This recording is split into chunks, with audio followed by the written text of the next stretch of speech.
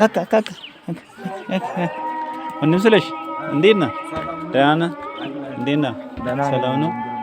እኔ እኮ ወደዛ ዶርም ምናምን ሙሉ የገባ መሰለኝ። ሰላም ነው? ሰላም ነው? እንዴት ነህ? አንዳንዴ ይገባል። ታይታጂ ብዙም ወደዛ አልሄድም። ለላይብረሪ በጣም ስለምልክብኝ አንዳንዴ ብቻ ግን አለ ከዚህ አለኛ ወደ አንድ ኪችን አለ እና አንድ አልጋ ቦታ አለ። ሰላም አለ። ስራ አሪፍ ነው።